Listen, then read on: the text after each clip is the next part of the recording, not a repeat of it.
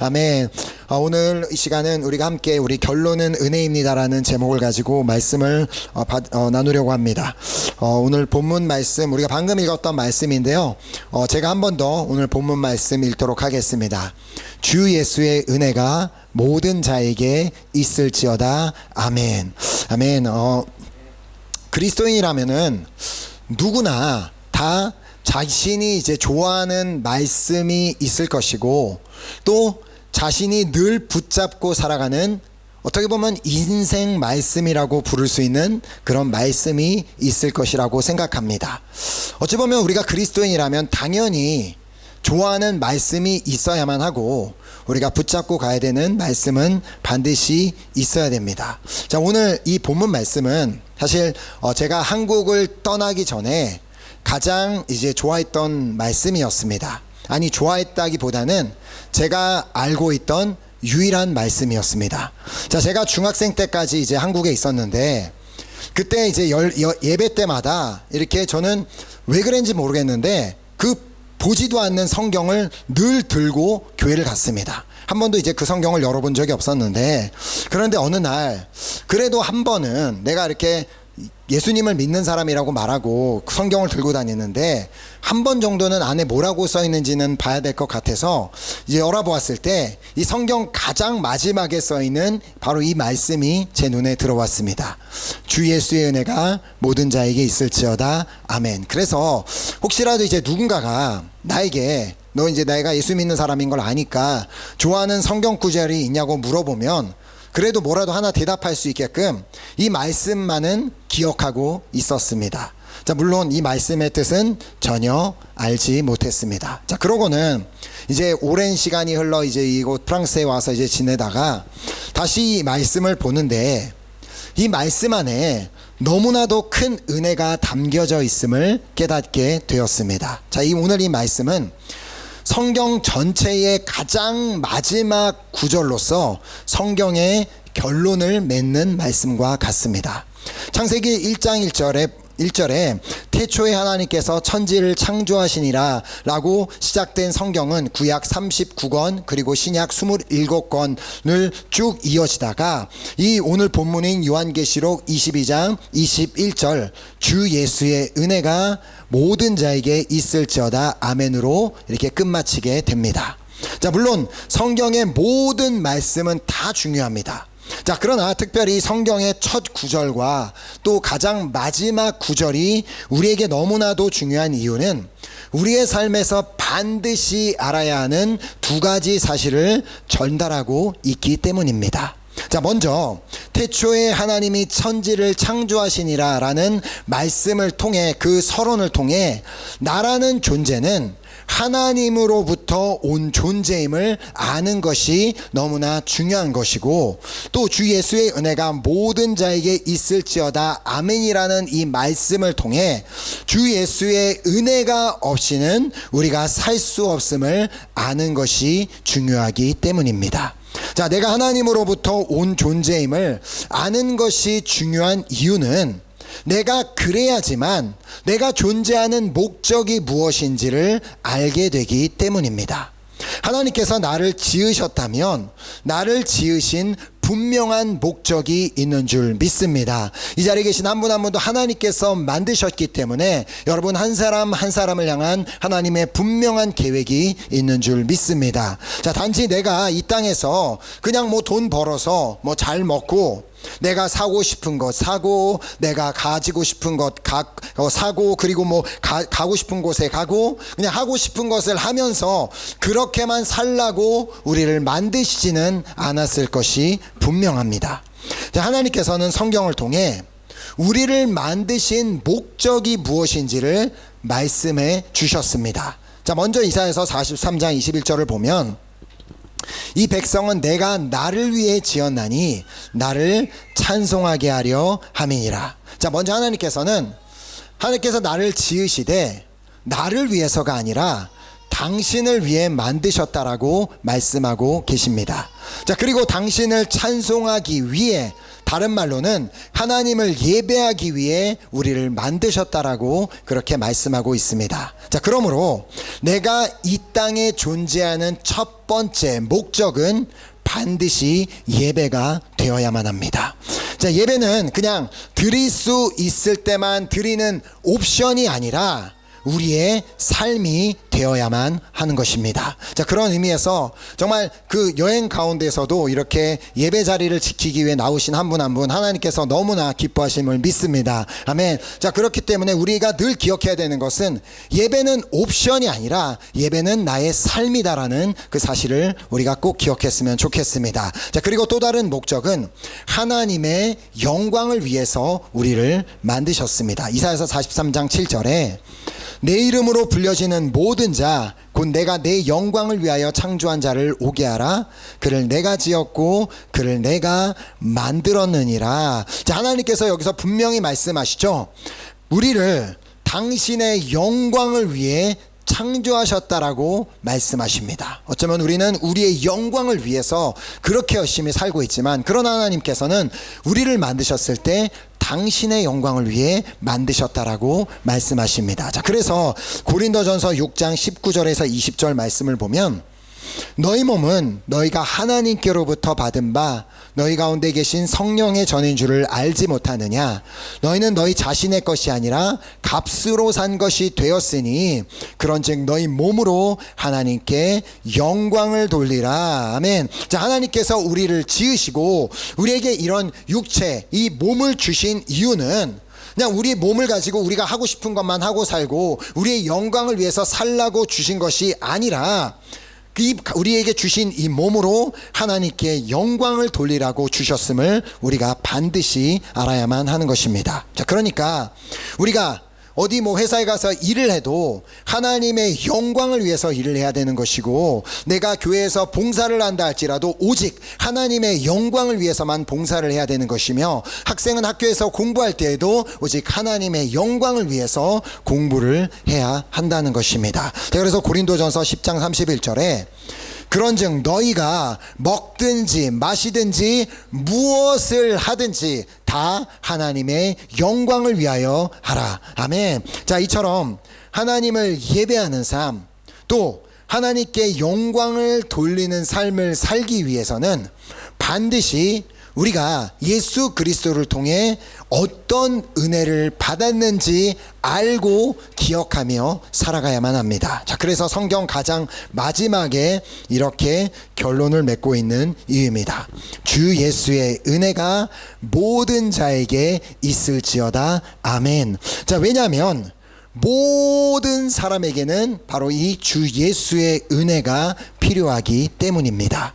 우리는 아까 찬양으로 고백한 것처럼 내가 지금까지 지내온 것은 오직 주님의 은혜임을 우리가 반드시 알아야 할 뿐만 아니라, 우리가 지금 이 자리에서 예배드리고 있는 것 자체도 오직 주님의 은혜로 우리가 이 자리에 있음을 우리가 반드시 기억해야 하는 것입니다. 자, 뿐만 아니라 우리는 오직 은혜로만 구원을 받게 됩니다. 자, 그래서 에베소서 2장 8절에 너희는 그 은혜에 의하여 믿음으로 말미암아 구원을 받았으니 이것은 너희에게서 난 것이 아니요 하나님의 선물이라. 아멘. 자, 우리가 믿음을 가지게 된 것도 은혜요, 그리하여 구원을 받게 된 건 역시도 은혜입니다. 자, 우리가 한 것은, 우리가 구원을 받는 데 있어서 우리가 한 것은 아무것도 없습니다. 하지만 오직 이 은혜를 아는 자만이 이 은혜에 감사하는 삶을 살 수 있게 되는 것이죠. 자, 그러므로 오늘 우리는 하나님께서 우리를 지으신 이유가 있음을 알고 우리가 그 이유를 반드시 기억해야만 합니다. 자, 우리는 하나님을 예배하는 삶을 살기 위해, 또한 하나님께 영광을 돌리는 삶을 살기 위해, 또한 예수 그리스도를 통해 어떤 은혜를 받았는지를 알고 감사하며 사는 삶을 살기 위해 그렇게 지음을 받았음을 기억하는 우리 모두가 되기를 소망합니다. 자, 이것이 바로 요한계시록의 결론이자 또 성경의 결론이 우리에게 주고 있는 메시지인 것입니다. 자, 오늘 정말 우리 모두는 우리가 오직 주님의 은혜로만 살아가고 있음을 늘 기억하며 감사하는 우리 모두가 되었으면 좋겠습니다. 자, 오늘 저는 이 성경 안에 있는 또 다른 이 결론을 좀 함께 살펴보려고 합니다. 제가 이 내용은 지지난주 이제 성경 공부, 불어 성경 공부 때 함께 이제 나누었던 내용인데요. 이 사복음서의 결론을 통해 주시는 은혜가 있음을 함께 나누려고 합니다. 자, 물론 사복음서는 네 복음서 다 예수님의 공생에 대해서 기록을 담고 있지만 다 각자만의 그 서론과 또한 결론이 있음을 우리는 보게 됩니다.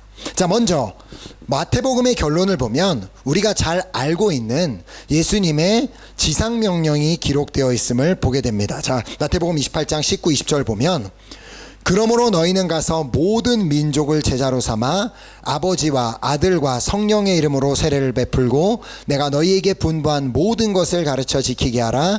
볼지어다 내가 세상 끝날까지 너희와 항상 함께 있으리라 하시니라. 자, 이 말씀은 예수님께서 당신의 제자들에게 하셨던 말씀입니다. 자, 그들이 이제 제자로서 지금까지 그렇게 준비가 되어 왔다면 이제 앞으로 해야 할 일이 있음을 말씀해 주신 것입니다. 이제 그들은 가서 모든 민족을 제자로 삼아 아버지와 아들과 성령의 이름으로 세례를 베풀고 주님 예수님께서 분부한 모든 것을 가르쳐 지키는 그 사명을 받았습니다. 하지만 그들 안에는 한 가지 두려움이 있었을 것입니다. 과연 내가 가서 모든 민족을 제자로 삼을 수 있을까? 내가 과연 그럴 만한 자격이 있는 사람일까? 내가 과연 그럴 만한 능력이 있는 사람일까라는 그런 두려움이 있었을 것입니다. 자, 그리하여 정말 내가 정말 그들에게 아버지와 아들과 성령의 이름으로 세례를 베풀고 예수님께서 말씀하신 모든 것을 다 가르쳐 지키게 할 수 있을까라는 그런 두려움이 그들 안에 있었을 것입니다. 그래서 주님이 바로 그냥 그 다음에 이어서 말씀하고 계십니다. 자, 그래 보면 볼지어다 내가 세상 끝날까지 너희와 항상 함께 있으리라. 자, 예수님께서는 열방을 향해 나아가기를 두려워하는 제자들을 향해 걱정 마라. 내가 세상 끝날까지 너희가 어디에 가든지 너희와 항상 함께 있으리라는 말씀을 주셨습니다. 자, 그러니까 결론적으로 제자들이 가서 모든 민족을 제자를 삼고 아버지와 아들과 성령의 이름으로 세례를 베풀고 또 예수님께서 분부한 모든 것을 가르쳐 지키게 할 수 있었던 이유는 주님께서 그들과 함께 하셨기 때문이었습니다. 자, 주님께서 그들과 함께 하시며 그 사명을 감당할 수 있도록 해주셨기 때문에 그들이 그 사명을 감당할 수 있었다는 것입니다. 자, 그러므로 그들은 예수님께서 하신 그 말씀을 믿고 나아가기만 하면 되었던 것입니다. 자, 그래서 이어지는 마가복음의 결론을 한번 보면 마가복음 16장 17, 18절에 믿는 자들에게는 이런 표적이 따르리니 곧 그들이 내 이름으로 귀신을 쫓아내며 새 방언을 말하며 뱀을 집어 올리며 무슨 독을 마실지라도 해를 받지 아니하며 병든 사람에게 손을 얹은즉 나으리라 하시더라. 자, 이 말씀을 들은 제자들이 그래 우리는 그냥 믿음으로 나아가면 되지 하면서 그들이 믿음을 가지고 나아갔을 때 그들에게 어떠한 역사가 일어나게 되었는지를 마가복음 가장 마지막 절에 기록하고 있습니다. 16장 20절에 제자들이 나가 두루 전파할세 주께서 함께 역사하사 그 따르는 표적으로 말씀을 확실히 증언하시니라. 자, 그러니까 제자들이 믿고 그 주님의 말씀을 믿고 함께 계시겠다는 그 말씀을 믿고 나가 두루 복음을 전파했을 때 마태복음에서 약속하셨던 것처럼 주님께서 그들과 함께 하시며 그들의 사역 가운데 친히 역사해 주셨다는 말입니다.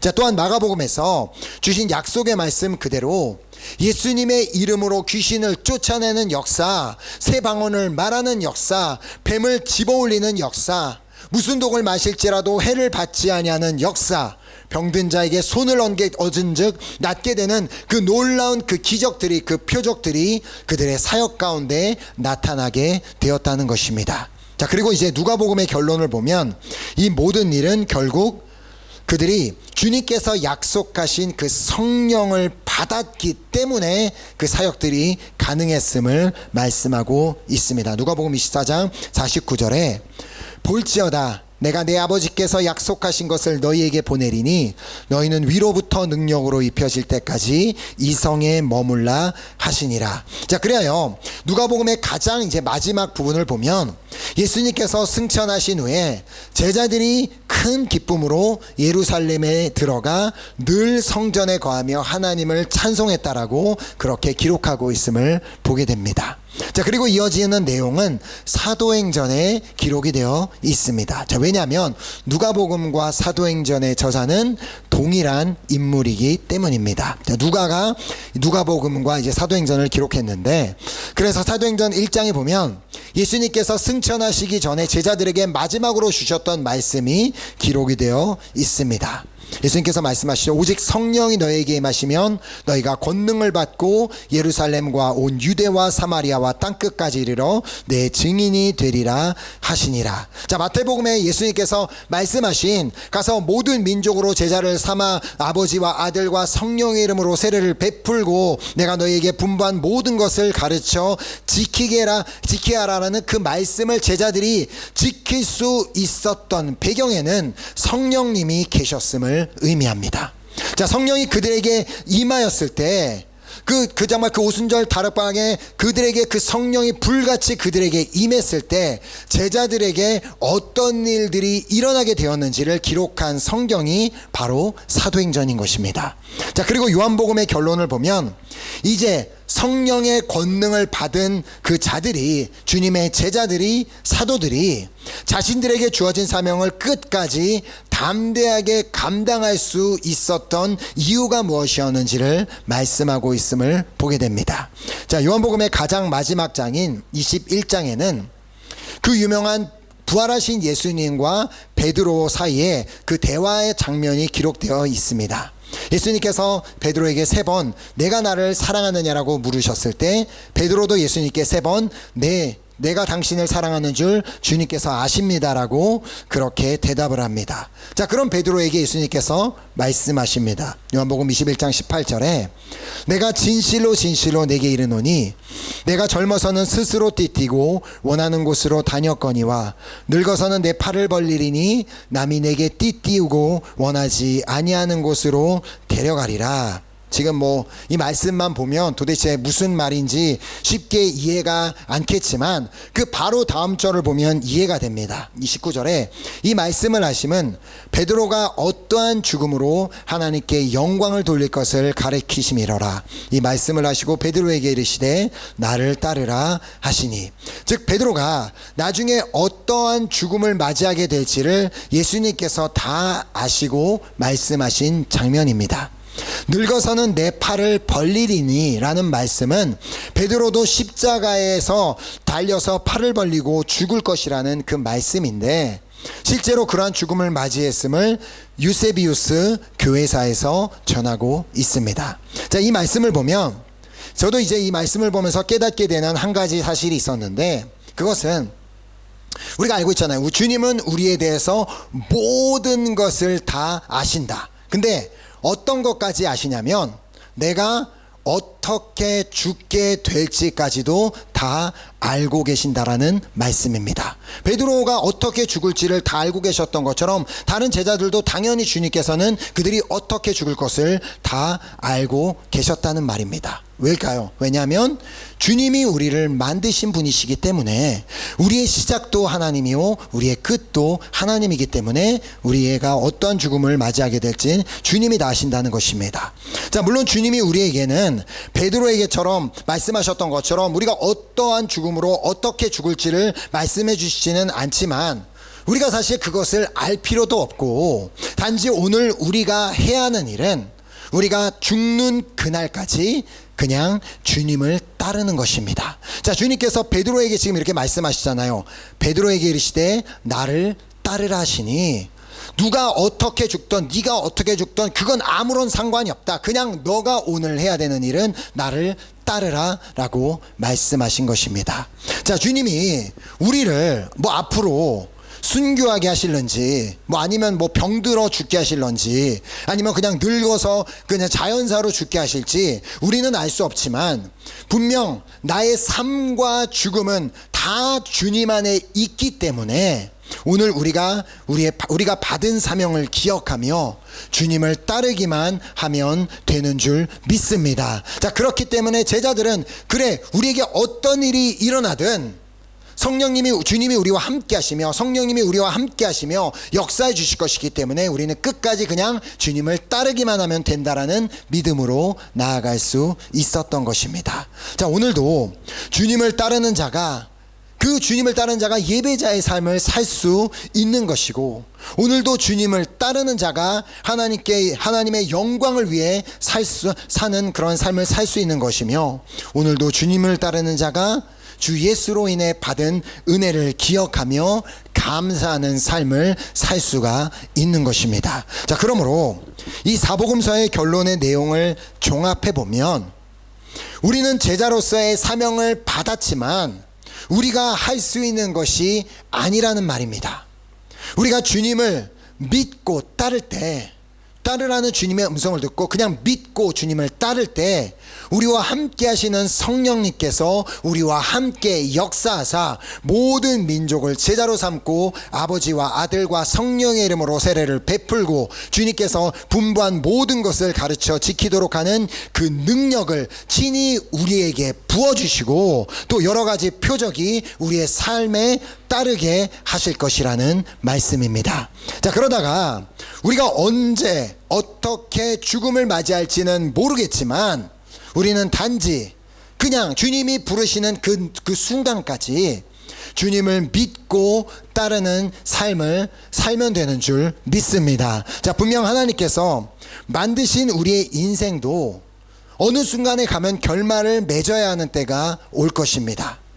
어쩌면 우리가 생각하는 결말과는 전혀 다른 결말을 맞이할 수도 있습니다. 이 자리에 계신 분 중에 어떤 분은 뭐 나는 만 80세 90세까지 살고 싶다라는 생각을 하고 그냥 뭐 자연사를 했으면 좋겠다라는 마음을 가질 수도 있고 뭐 어떤 열정이 불타는 분은 나는 순교했으면 좋겠다라는 생각을 가지고 있을 수도 있지만 그거는 우리의 생각일 뿐이지 정말 우리의 생각과는 전혀 다른 결말을 우리 모두가 다 맞이할 수가 있다는 것입니다. 자, 그러나 예수님을 믿고 따르는 자들에게는 결코 좋지 않은 결말은 있을 수가 없다라고 예레미야를 통해 말씀해 주셨습니다. 예레미야서 29장 11절 말씀을 보면 여호와의 말씀이라 너희를 향한 나의 생각을 내가 아나니 평안이요 재앙이 아니니라 너희에게 미래와 희망을 주는 것이니라. 자, 그런데 사실 예수님의 제자들은 보면 모두 다 순교를 당했는데 모두 다 끔찍한 죽음을 맞이했는데 과연 그들의 결말이 평안이요 그 좋은 결말이었는지에 대한 그런 질문을 해보게 됩니다. 자, 베드로의 경우는 예수님께서 말씀하신 대로 십자가에서 죽되 자신은 예수님과 똑같은 방법으로는 죽을 수 없다고 하여서 십자가에 거꾸로 매달려 순교하였습니다. 야고보의 경우는 사도들 가운데 첫 번째로 순교를 당했는데 칼로 목베임을 당해 죽음을 맞이하였습니다. 그리고 안드레의 경우는 그리스에서 복음을 전하다가 붙잡혀서 X형 십자가에서 순교를 당하였습니다. 그리고 다데오의 경우는 페르시아에서 복음을 전하다가 그 역시도 십자가에서 순교하였습니다. 빌립의 경우는 소아시아와 시리아 지역에서 복음을 전하다가 예수님처럼 채찍을 맞고 십자가에서 순교하였습니다. 시몬의 경우는 영국까지 와서 복음을 전하다가 다시 페르시아로 돌아가 거기서 톱으로 몸이 반이 잘려서 순교를 당하였습니다. 바돌로메의 경우는 아르메니아 지역에서 복음을 전하다가 산채로 살 가죽이 벗겨지고 십자가에 못 박혀 목이 베어져서 순교를 당하였습니다. 마태는 에티오피아에서 복음을 전하다가 창에 찔려서 죽음을 맞이하였습니다. 마티아는 터키 지역에서 복음을 전하다가 예루살렘에서 돌에 맞아 순교하였습니다. 야고보의 경우는 예루살렘에서 복음을 전하다가 유대인들이 성전 꼭대기에서 그를 던져버렸지만 그가 죽지 않자 그를 돌과 몽둥이로 머리를 때려서 그 자리에서 순교하였습니다. 도마는 인도까지 가서 복음을 전하다가 그곳에서 창에 찔려 순교하였습니다. 그리고 요한은 반모섬에 갇혀서 지내다가 그냥 이제 나이가 들어 자연사로 죽음을 맞이하게 되었습니다. 자, 이들의 인생의 결말을 보면 과연 하나님께서 말씀하신 너희를 향한 나의 생각은 내가 하나니 평안이요 재앙이 아니니라는 이 말씀이 맞는가라는 그런 생각을 해볼 수 있습니다. 자, 세상 사람들의 눈에 그들의 인생의 결말은 완전 재앙이었습니다. 완전 망한 인생이었습니다. 아주 막 불쌍한 인생. 뭐 저렇게 뭐 예수라는 거 믿다가 저렇게 끔찍하게 죽임을 당하냐며 조롱을 당하고 그런 비참한 결말이었습니다. 하지만 과연 예수님의 제자들이 그 십자가에서 죽임을 당하는 때에, 돌을 맞을 그때에, 채찍을 맞을 그때에, 톱으로 잘리는 그 순간에 내 인생은 진짜 끔찍해, 내 인생은 재앙이야 라고 그렇게 한탄했을 가능성은 조금도 없습니다. 왜냐하면 그들에게는 그 예레미야서 이 말씀처럼 그들에게는 미래와 희망이 있었기 때문입니다. 자, 무엇보다 예수님께서는 핍박을 당하는 자들의 결말이 무엇인지를 이미 말씀해 주셨기 때문이었습니다. 자, 마태복음 5장 10절 12절 보면 팔복의 가장 마지막 말씀이죠. 의를 위하여 박해를 받는 자는 복이 있나니 천국이 그들의 것임이라. 나로 말미암아 너희를 욕하고 박해하고 거짓으로 너희를 거슬러 모든 악한 말을 할 때에는 너희에게 복이 있나니 기뻐하고 즐거워하라. 왜요? 하늘에서 너희의 상이 큼이라. 너희 전에 있던 선지자들도 이같이 박해하였느니라. 우리에게도 마찬가지로 우리의 인생의 결말이 정말 예수님께서 말씀하신 그대로 나의 인생의 결말이 천국이라는 믿음이 있다면, 내가 어떻게 죽든지 나의 인생의 결말은 천국이라는 그 분명한 믿음이 있다면, 삶에 어떠한 역경이 찾아오고 어떠한 어려움이 찾아온다 할지라도 우리가 결말을 알기 때문에 끝까지 기뻐하며 즐거워하며 감사하는 그 놀라운 은혜가 우리의 삶에 있게 될 줄 믿습니다. 아멘. 자, 요한계시록 우리 본문 다시 말씀을 보면 주 예수의 은혜가 모든 자에게 있을지어다. 아멘. 정말 우리 모두는 정말 오늘도 은혜로 살아가고 있고 우리가 죽는 그 순간까지도 우리는 은혜로 살아가고 은혜로 죽임을 당하고 주님의 품에 돌아갈 것을 믿는다면 우리는 정말 그 어떤 상황 가운데서도 그 어떤 우리의 결론이 세상적으로는 전혀 좋아 보이는 결론이 아니다 할지라도 우리는 그 가운데서 기뻐하고 즐거워하고 감사하는 역사가 일어나게 될 줄 믿습니다. 자, 그렇게 오직 우리는 우리 인생의 서론이자 우리 인생의 결론이 되시는 주님이 언제나 나와 함께 하시며 나와 함께 역사하시기에 주님의 말씀을 끝까지 믿고 따르며 날마다 주 예수의 은혜에 감사하고 감사하는 그런 제자다운, 그런 사도다운 삶을 살아가는 여러분과 제가 되기를 예수 그리스도의 이름으로 축복합니다. 아멘. 이 시간 우리 찬양팀 나오셔서 같이 찬양 드리고 우리 함께 기도하는 시간 갖도록 하겠습니다. 오늘 우리가 이 말씀을 우리가 기억하며 우리의 인생의 결론을 우리가 맺지 않았으면 좋겠습니다. 나의 결론, 인생의 결론은 뭐 이렇게 좋았으면 좋겠다, 뭐 부자로 인생을 마치고 싶다, 행복하게 마치고 싶다, 이것이 아니라 어차피 우리 인생의 결론은 주님의 손에 있기 때문에 오늘 우리는 그냥 주님이 부르시는 그날까지, 아니면 주님이 오시는 그날까지 주님, 나는 주님을 끝까지 따르는 자가 되겠습니다. 정말 나는 끝까지 주님의 말씀을 붙잡고 말씀을 정말 따라가는 내가 되겠습니다라는 그 결단을 가지고 나아가는 우리 모두가 되기를 간절히 소망합니다. 자, 이 시간 우리 함께 이 찬양을 드릴 때 정말 우리가 이 찬양의 가사를 정말 그 우리의 중심을 다방 고백하며, 하나님 정말 그렇습니다. 나를 지으신 이가 하나님이고 나를 부르신 이가 하나님이시며 나를 보내신 이도 하나님이시기 때문에 모든 것이 다 은혜이기 때문에 나의 인생의 결론이 정말 주님의 손에 있음을 믿고, 나 인생의 결론이 천국임을 믿고 그렇게 기뻐하며 감사하며 나아가는 내가 되겠습니다라는 그 결단을 가지고 우리 함께 우리 찬양이 있으면 좋겠습니다.